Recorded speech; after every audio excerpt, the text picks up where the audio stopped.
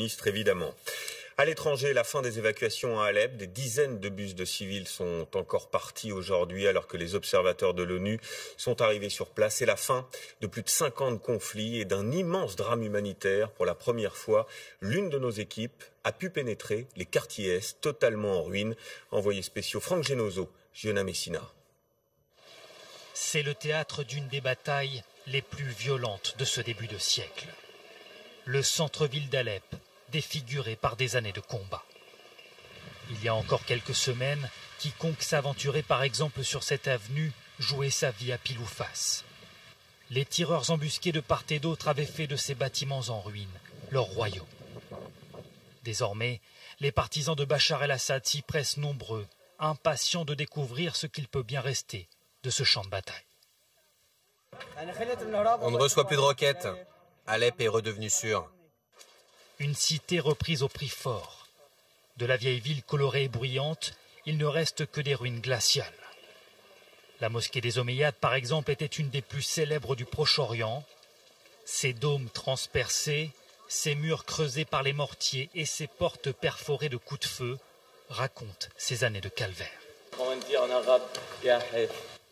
Yahef, le malheur, affirme cet étudiant. Je suis très triste. La guerre est désormais gravée dans les pierres de la ville. Avant la guerre, Alep était une ville très magnifique. Mais maintenant, rien.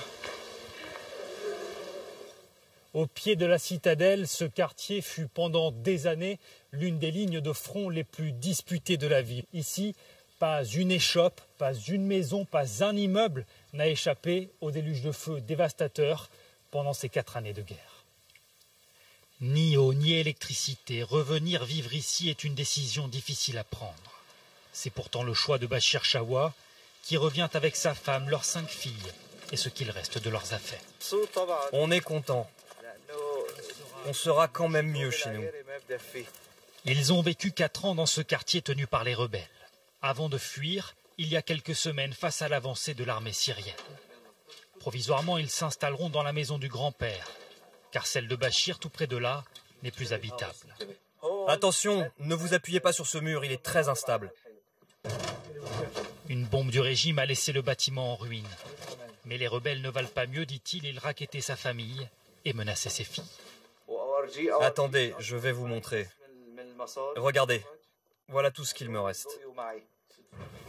Une vingtaine d'euros tout au plus. Vous avez toujours confiance dans votre pays? Non, certainement pas. Ni d'un côté ni de l'autre. Ma maison a été détruite par l'armée, mon salon de coiffure a été détruit par les rebelles. J'ai tout perdu. Il n'a plus qu'un rêve, dit-il. Emmener ses filles loin de cette ville, qu'importe la destination. À Alep, Bachar el-Assad a certes repris le pouvoir, mais il règne désormais sur une ville en ruine et des habitants traumatisés par des années d'une impitoyable guerre. Voilà pour ce document. À noter justement que Bachar el-Assad a remercié tout à l'heure ses alliés russes et iraniens. Image ici avec une délégation de Téhéran à Damas. Le dirigeant syrien parle d'Alep comme d'une étape sur la route menant à la fin du terrorisme. Fin de citation. Aux États-Unis, une nouvelle nomination.